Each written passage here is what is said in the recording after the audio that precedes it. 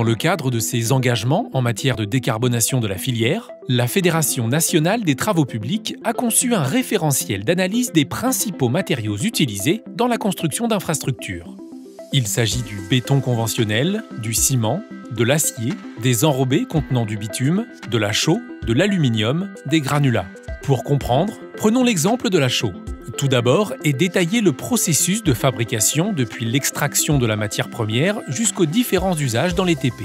Il est complété d'une analyse environnementale qui donne le poids carbone du matériau, explique les leviers éventuels de décarbonation, de la fabrication jusqu'aux variantes environnementales dont l'intérêt est expliqué. Enfin, parce que dans une économie mondialisée, l'aspect géostratégique des matériaux est essentiel, le référentiel dessine le parcours de la matière sur la planète et met en lumière les dépendances stratégiques de la France vis-à-vis de certaines matières premières.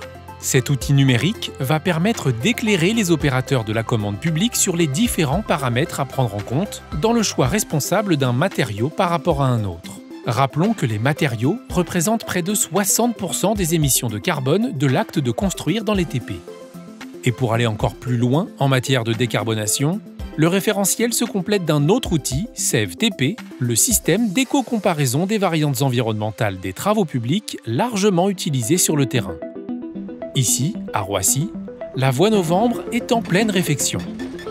Ce chantier fait partie d'une série de travaux de rénovation des pistes qu'Aéroports de Paris mène depuis 3 ans avec une forte ambition environnementale. Mais comment pousser les entreprises qui font ces travaux à proposer des solutions plus vertueuses dans leur réponse aux appels d'offres et surtout, comment les évaluer et les comparer?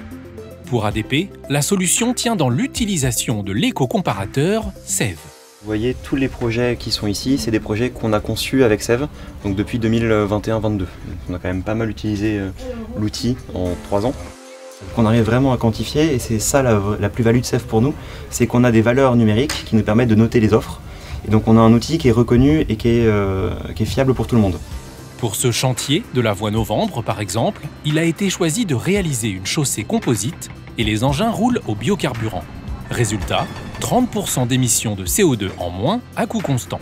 Ça nous pousse, nous, à expérimenter de nouvelles solutions, puisqu'aujourd'hui, on arrive à proposer des choses qu'on ne faisait pas avant et à les vendre, entre guillemets, à nos maîtres d'ouvrage internes, en leur disant c'est quelque chose sur lequel on n'a pas de retour d'expérience. En revanche, on sait vous dire que ça fera économiser 50 000 tonnes de CO2, et donc ça, nécessairement, c'est un argument de poids pour notre gouvernance. Le logiciel SEV est élaboré par l'ensemble des acteurs de la profession.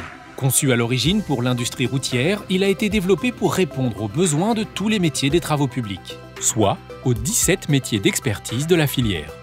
Là, l'idée, c'est d'avoir effectivement un outil commun. On parle le même langage, on travaille sur les mêmes bases et on peut se faire confiance parce que j'ai une boîte transparente, fiable et on peut contrôler, vérifier de façon à ressortir la solution, la variante, la meilleure, la moins impactante qui va faire en sorte que notre planète souffre un petit peu moins. Le groupe SAD utilisait jusque-là son propre éco-comparateur.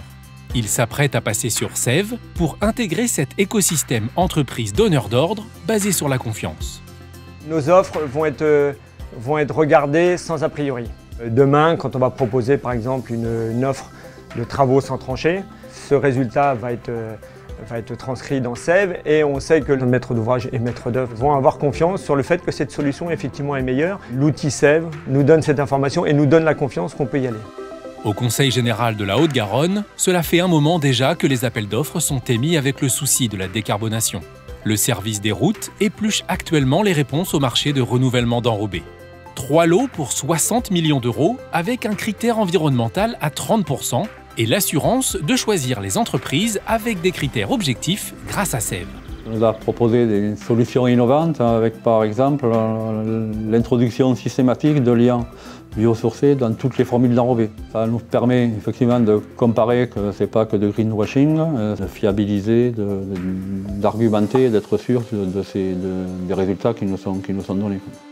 Grâce à l'utilisation du logiciel SEV, ce sont près de 600 tonnes de CO2 qui seront économisées sur ce marché.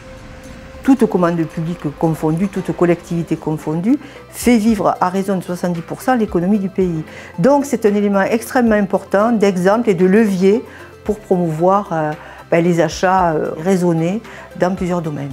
Il faut qu'on prenne, y compris dans ce domaine professionnel, un tournant qui tienne compte des réchauffements climatiques et qui fasse que on ait une application d'infrastructure qui intègre un peu plus de végétal, un peu moins de chaleur, parce que de toute façon, des routes, on en aura toujours besoin.